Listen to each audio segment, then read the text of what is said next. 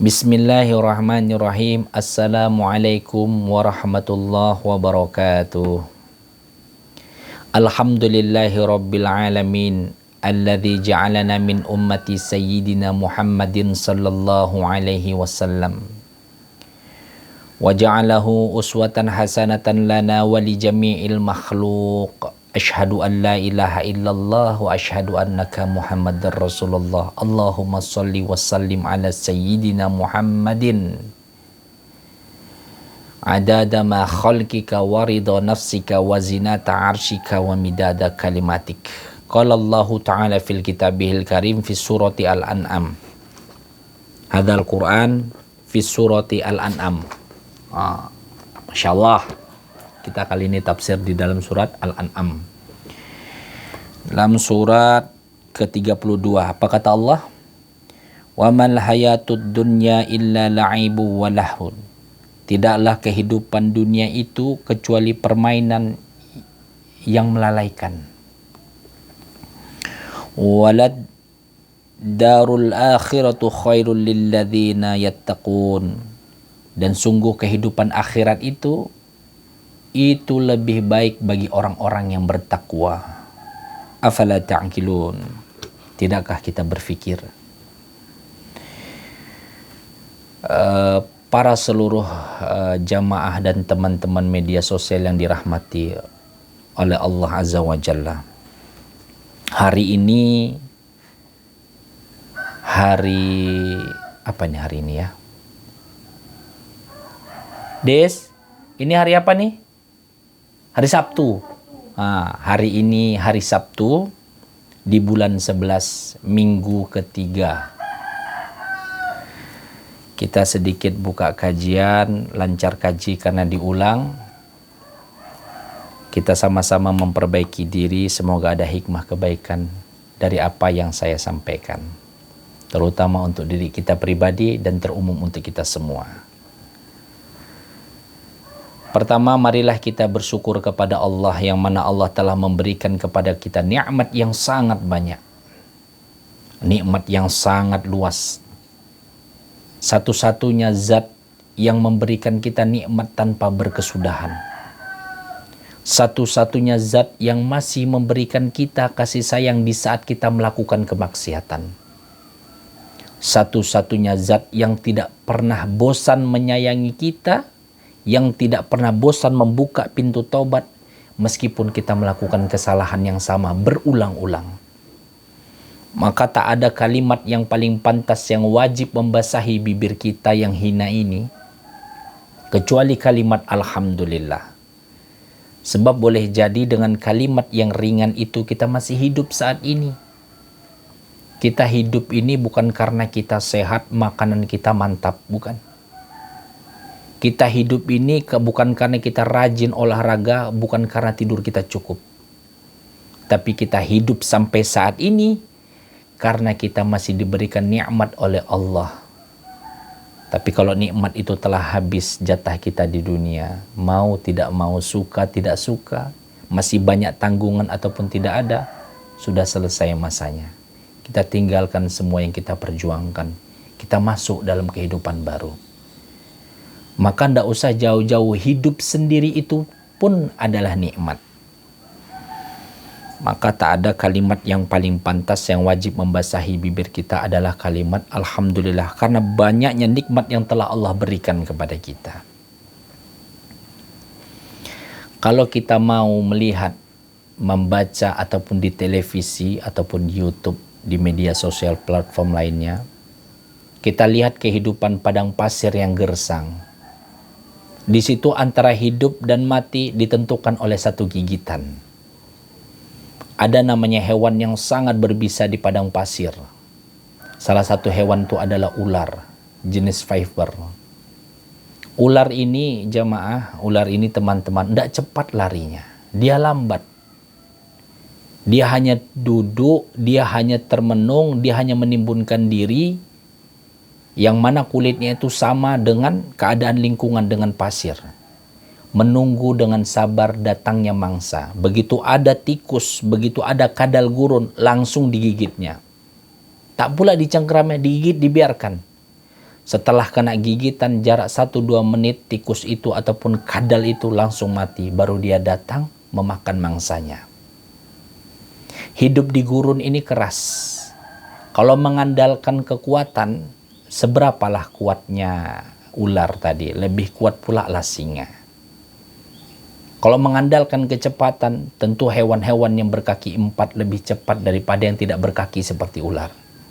Tapi rupanya hidup ini bukan seberapa cepat dan seberapa kuat, tapi seberapa sabar kita menanti sesuatu agar tepat kita bertindak dan berpikir. Tepat, oh ini saat yang tepat, kita baru jalan. Oh ini saat yang tepat, baru kita berbicara. Oh ini saat yang tepat, baru kita bertindak. Rupanya hidup itu bukan tentang seberapa kuat dan seberapa cepat, tapi seberapa sabar kita menjalani hidup ini. Berapa banyak kejadian-kejadian yang tidak mengenakkan di dalam hati. Buktinya sampai sekarang kita masih bisa hidup. Sampai sekarang kita masih baik-baik saja. Bukankah itu buah dari kesabaran yang kita lakukan dulu-dulu? Jadi hidup ini kalau memang mau indah, banyakin sabar. Meskipun kalimatnya sederhana, diucapkannya mudah, mempraktekannya tidak semudah yang kita bilang. Tapi bukan berarti kita tidak sampai pada makam tersebut. Maka kalimat yang paling pantas yang wajib membasahi bibir kita adalah kalimat Alhamdulillah, Allah memberikan kita masih kesabaran dalam menjalani hidup yang penuh cobaan ini. Salawat berbahterakan salam tidak lupa pula kita hadiahkan kepada junjungan alam baginda Rasulullah sallallahu alaihi wasallam dengan ucapan Allahumma shalli wa sallim ala sayyidina Muhammad wa ala alihi sayyidina Muhammad. Besar harapan kita dengan kalimat yang ringan ini, kita mendapat tuah dan berkah dari Rasulullah. Kalau kita dekat sama orang yang besar, otomatis kita kena ketularan tuah, ketularan berkah. Itu kalau kita dekat dengan orang besar. Contohlah, ada orang mengaku-ngaku keponakan gubernur, ada orang mengaku-ngaku keponakan presiden, itu kena tuah dia, bakal dihormati orang.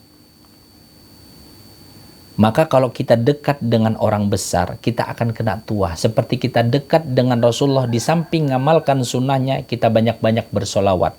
Berharap dengan solawat yang kita utarakan untuk Rasulullah, kita niatkan karena Allah, yang mana manfaatnya untuk diri kita pribadi. Kita berharap dengan solawat yang ringan yang kita bacakan ini, kita mendapatkan tuah dari solawat itu. Tuah agar kita dekat dengan orang yang betul-betul dipuji langit dan bumi, dipuji sama Allah sendiri. Ini penting Pak, karena kalau kita berharap mulia dengan amal ibadah kita, kayaknya nggak cukup. Berapa rakaat sholat yang kita lakukan, berapa banyak duit yang kita keluarkan untuk sedekah, berapa hari puasa yang kita jalani, kita pandai menghitung-hitung. Berapa banyak zikir yang kita lakukan, ibadah-ibadah yang kita kerjakan, kita pandai menghitung. Mengharapkan itu agar kita mendapatkan kemuliaan di mata Allah, kayaknya tipis kemungkinan. Maka tak ada yang bisa kita lakukan kecuali kita mengharapkan tuah dari Rasulullah. Dengan apa? Dengan memperbanyakin sholawat. Agar kita kena berkahnya. Ada satu kucing, namanya kucing presiden. Nama kucing itu Bobby Kartanegara. Kucing biasa, jamaah. Kucing kampung, bukan kucing blasteran ataupun kucing Persia. Kucing kampung. Warnanya warna mujair. Nggak ada sekilas yang spesial dari kucing ini. Kucing itu bukan pandai menghitung, bukan pandai sirkus, biasa saja Pak, anteng. Cuma kucing itu diletak di kereta dorong bayi, setiap orang ketemu kucing itu pengen foto, dikawal dengan pas pampres, ada dokter pribadinya sekitar 10 orang. Kucing itu memiliki Instagram tersendiri, media sosial sendiri. Setiap orang ketemu, orang histeris. Pengen foto dengan tuh kucing. Apa kucing istimewanya? Nggak ada. Seperti kucing-kucing kampung pada umumnya yang kita temui di jalan-jalan, di pasar-pasar, di rumah makan. Nggak ada yang istimewanya. Istimewanya cuma satu. dia dimiliki oleh presiden dan dekat dengan presiden, maka kucing ketularan berkah dan tuah dari sosok presiden yang kita muliakan. Hewan saja ketika dekat dengan penguasa, kedapatan tuahnya, apalagi kita manusia yang Allah jamin khalifah di bumi, pemimpin, bukan budak, pemimpin di bumi. Semua makhluk bumi ini tunduk sama kita. Bayangkan kalau kita sudah diciptakan sebagai pemimpin, dekat dengan Nabi, sering sholawat kepada Nabi, kira-kira sebesar apa tuah yang kita dapatkan di bumi dan di langit. Maka ada kritikan sedikit ketika kita sholawat. Biasanya kita ngelewat sesuatu, ada mobil indah, sholawatun dulu, Allahumma sholli ala sayyidina Muhammad. Ada rumah indah, sholawatin dulu, boleh. Bersolawat untuk mengharapkan sesuatu dari dunia, boleh, tak ada larangan. Tapi adabnya kurang. Bayangkan ketika kita sholawat mengharapkan sesuatu di dunia, di akhirat kira-kira kita dapat lagi enggak? Kata Rasulullah, kau apa yang kau harapkan? Sementara apa yang kau inginkan, hajatmu di dunia sudah terpenuhi karena sholawat. Jadi saatnya kita yang dianggap pemuka agama, yang dianggap kiai, yang dianggap ustadz, yang dianggap orang yang paham sama agama, saatnya kita mencerdaskan umat, sholawat bukan untuk kebutuhan dunia. Meskipun boleh. Tapi sholawat memang untuk kebutuhan kita di akhirat. Berhak memang betul-betul kita pengen mendapatkan syafaat Rasulullah. Karena balasan sholawat ini adalah sesuatu yang abadi. Enggak sinkron rasanya dengan sholawat kita mengharapkan balasan yang fana, yang bakal sirna. Kembali ke kucing tadi. Kucing saja yang hewan dapat tuah ketika dekat dengan orang besar. Seperti kucing presiden. Apalagi kita yang manusia, yang Allah janjikan sebagai khalifah di bumi. Kalau kita rajin bersalawat sehingga kita dekat dengan Rasulullah, kira-kira sebesar apa, seagung apa tuah yang kita dapatkan di bumi dan di langit. Maka hari ini jamaah, hari ini teman-teman semua di sosial media, saya menghimbau untuk diri saya pribadi dan untuk kita semua. Kita sama-sama banyakin membaca sholawat. Sholawatnya pendek boleh, yang agak panjang boleh. Makanya di awal mukadimah tadi, ana membilang seperti ini. Allahumma sholli wa sallim ala sayyidina Muhammad adada ma khalqika wa ridha nafsika wa zinata arsyika wa midada kalimatik. Itu sholawat dalam sebuah hadis, yang hadis sahih. Diutarakan, barang siapa yang membaca sholawat seperti tadi sekali, maka dia pahalanya sama seperti sholawat seumur hidup ataupun satu harian. Orang yang membaca sholawat seperti tadi, maka setiap hembusan nafasnya dalam satu hari terhitung sholawat. Jadi kalau bisa kita beribadah nih cerdas, kerjaannya ringan, pahalanya nggak tanggung banyaknya. Ini dia. Ikhwani rahimakumullah.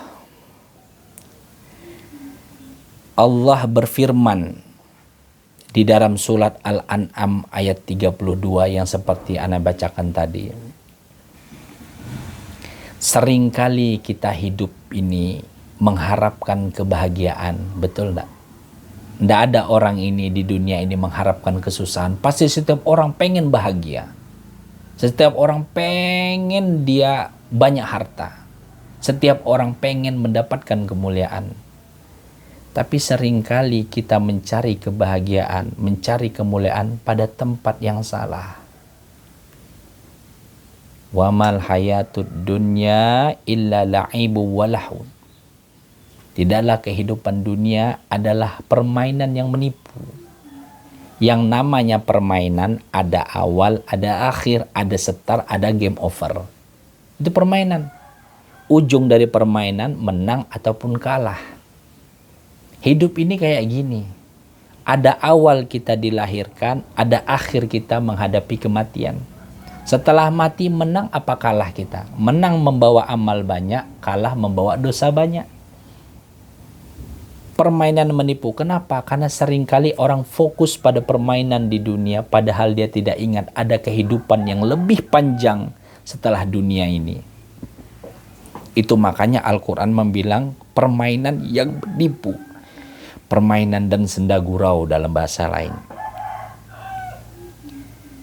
Yang melalaikan, yang menipu, yang melupakan tujuan kita untuk hidup di dunia ini untuk apa? Setiap orang pengen rasanya berbahagia. Setiap orang pengen rasanya mendapatkan kemuliaan. Setiap orang pengen rasanya banyak hartanya di dunia. Karena dengan mulia, dengan bahagia, dengan banyaknya harta, seringkali kita dihormati orang. Tapi seberapa kuat kita ingin melakukan sesuatu dipandang orang baik, apakah kita tahan dengan pandangan itu? Karena ketika kita mati, begitu cepat orang melupakan kita. Pandangan orang yang selama ini kita kejar, ketika kita mati, orang begitu lupa dengan kita. Yang abadi hanyalah kasih sayang Allah. Yang abadi adalah amal yang kita bawa. Tak salah kita mencari kebahagiaan. Memang manusia normalnya pengen mencari kebahagiaan dan kemuliaan. Yang sering kita salah dalam mencari tempat kebahagiaan. Kita korbankan tempat yang selamanya, tujuan utama kita tempat yang sementara. Nah, ini yang salah. Tanpa meninggalkan kebahagiaan yang sementara, tapi tetap kita kejar kebahagiaan selamanya, ini yang benar. Ada seorang miliarder, orang yang sangat kaya, kehilangan kalung. Ditaksir kalung ini harganya 20 miliar. Dalam satu kampung, ada orang yang kaya, kehilangan kalung 20 miliar. Kalungnya indah betul, bukan hanya paduan dari emas, tapi antan mutiara yang berharga, serta batu zamrud, batu rubi, menghiasi kalung tersebut. Karena kalung itu kesayangan orang kaya tersebut, tiba-tiba hilang, maka diumumkanlah di platform media sosial, barang siapa yang mendapatkan kalungku yang hilang, akan kuberi imbalan 20 miliar. Geger di Facebook, geger di IG.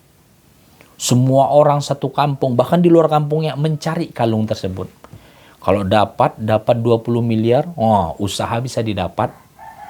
Yang belum kawin bisa melakukan kawin, bisa melakukan nikah. Bahkan udah nikah, pengen nikah lagi. Banyak yang bisa dilakukan dengan duit 20 miliar. Maka geger satu kampung karena postingan orang kaya ini. Kegegeran itu merambat di kampung sebelah. Setiap orang mencari kalung yang hilang. Karena kalau dapat hadiahnya 20 miliar. Tak lama berselang itu ada seorang pemuda pengangguran yang jalan di samping rumah orang kaya tersebut. Begitu di samping rumah orang kaya tersebut, dilihatnya di dasar sungai yang hitam, yang kotor, yang bau, ada kalung yang dihadiahkan 20 miliar. Nampak sama dia di dasar sungai. Tanpa panjang, lebar, tanpa berpikir panjang, dia buka bajunya, tinggal pakai celana saja, menyelam dia ke dasar sungai yang kotor, yang hitam, yang bau. Begitu timbul ke atas, tidak mendapatkan apa-apa. Dilihatnya ada. Menyelam lagi, timbul lagi, tidak dapat apa-apa. Menyelam lagi, timbul lagi, nggak dapat apa-apa. Itu terus dilakukannya selama 2 jam. Tak berselang lama, lewatlah Pak Haji. Aneh dia melihat tindakan pemuda tadi. Tapi dia tahu apa yang dilakukan pemuda tadi. Karena Pak Haji biasanya pemikirannya lebih cerdas. Tidak akan ada orang yang mau melakukan hal yang gila kecuali di gilanya itu ia yakini ada sesuatu yang paling berharga dalam hidupnya. Maka Pak Haji bilang gini, nak, apa yang kau lakukan tuh bang? Nggak ada Pak Haji. Ada, aku tahu bang. Sekarang wayahnya sholat. Nih bentar lagi sholat zuhur. Tinggalkan itu, abang mandi, kita sama-sama sholat. Dah lah Pak Haji duluan aja. Apa yang kau takutkan? Kau takut aku ngambil kalung itu? Terdiam dia. Dari mana Pak Haji tahu? Iya, aku nampak kalung itu di situ. Oh iya Pak Haji, Aku berharap Pak Haji dengan kalung ini, aku pertama buka usaha. Yang kedua, aku melamar gadis pujaan hatiku. Sehingga aku dihormati masyarakat karena aku kaya. Karena kalung itu Pak Haji. Kalung itu harus kudapatkan. Tahu kata Pak Haji, jamaah, teman-teman, wahai pemuda, tak ada manusia yang cukup bodoh melakukan hal yang gila seperti kau lakukan. Melakukan menyelam ke dasar sungai. Sungai itu sungai yang kotor, yang hitam, yang bau. Mungkin banyak penyakitnya. Kalau tidak sesuatu itu berharga menurut apa yang kau ketahui. Tapi asal kau tahu, sesuatu yang kau kejar bukan di bawah, tapi di atas pohon. Kau lihat di atas pohon. Rupanya kalung itu di atas pohon kena pancaran sinar matahari. Pantulannya sampai ke dasar sungai. Sampai mati pun kau cari ke dasar sungai, kau nggak akan menemukan kebahagiaan dan kalung itu. Karena kau mencari di tempat yang salah. Kalau kau mau kalung itu, kau harus manjat pohon. Maka bayangan itu hilang, yang kau dapat adalah kalung yang sebetulnya. Kayaknya ibarah singkat ini mengajarkan kepada kita, seringkali kita mencari kebahagiaan pada tempat yang salah. Bagi kita kebahagiaan itu adalah di dunia, kekayaan adalah di dunia. Padahal sebetul-betulnya kaya tidak dibatasi dengan angka. Sebetul-betulnya kebahagiaan tidak dibatasi dengan umur. Sebahagia apapun kita di dunia, sesoleh apapun kita di dunia, bakal mati dibatasi dengan umur. Sekaya apapun kita di dunia masih dibatasi dengan angka. Ada yang lebih kaya. Berarti kebahagiaan, kekayaan, kemuliaan yang kita dapatkan di dunia masih dibatasi dengan kematian, masih dibatasi dengan angka, masih dibatasi dengan masa jabatan, maka kebahagiaan dan kesenangan yang kita pahami di dunia itu bukan abadi. Berarti ada kebahagiaan abadi. Kapan kebahagiaan abadi? Kebahagiaan abadi ketika kita mati membawa amal yang Allah ridhoi. Ini yang sering kita lupa, yang sering kita luput. Maka ayat ini menerangkan kepada kita. Apa kata Allah di surat Al-An'am ayat 32? Wa mal hayatud dunya illa la'ibun wa lahmun. Dan tidaklah kehidupan di dunia itu kecuali kesenangan yang melalaikan. Waladarul akhiratu khairul lilladzina yattaqun. Dan negeri akhirat dan kesenangan di akhirat itu lebih baik bagi orang yang bertakwa. Berarti akhirat itu akan lebih baik bagi kita yang banyak amal, yang Allah tempatkan tempat kita pada ketakwaan. Tapi kalau kita sedikit amal, bahkan salah amal, wah ini menjadi kebalikannya. Akhirat itulah sepedih-pedihnya, seburuk-buruknya tempat. Kenapa? Karena banyak amal-amal salah yang kita kumpulkan. Kalau amal baik, kalau perbuatan baik, kalau kata-kata baik, maka akhiratlah tempat yang paling utama. Afala ta'qilun? Apakah kita nggak berpikir? Islam tidak menganjurkan kita untuk miskin. Islam menganjurkan kita untuk kaya. Coba lihat dari rukun Islam yang kelima itu. Semuanya pakai duit kecuali satu. Syahadat. Syahadat cuma modal muncung mulut. Sementara empatnya semua pakai duit. Dari mulai sholat butuh pakaian yang dibeli dari duit. Apalagi naik haji. Butuh kekuatan fisik, butuh kekuatan materi, butuh kekuatan kesempatan. Semua rukun Islam ini semuanya memakai duit kecuali satu. Dari 5, satu yang tidak pakai duit. 5-nya, 4-nya pakai duit. Maka Islam tidak mengajarkan kita untuk miskin. Islam mengajarkan kita untuk kaya. Tapi menghalalkan segala cara untuk mendapatkan kekayaan, ini yang jadi masalah. Islam tidak mengajarkan kita menjadi orang biasa-biasa saja. Kalau bisa kita menjadi khalifah, menjadi pemimpin, menjadi anggota sesuatu, menjadi memiliki jabatan di masyarakat. Islam mengajarkan itu. Tapi mendapatkan jabatan dengan menghalalkan segala cara tanpa memperhatikan unsur agama, ini yang salah.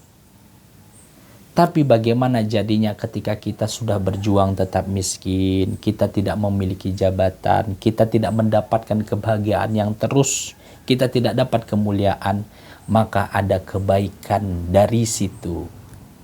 Kebaikan bukan hanya datang dari harta, dari miskin pun ada kebaikan. Kebaikan bukan hanya datang dari tingginya jabatan, bahkan tidak punya jabatan pun ada kebaikan. Apapun yang kita dalami sekarang, kita perani sekarang, kalau kita tahu selahnya kehidupan untuk apa, maka segala sesuatu yang kita terima menyenangkan, tidak menyenangkan hati, ada kebaikan kalau kita pandai mengambil hikmahnya. Fa'tabiru ya ulil absar la'allakum tuflihun.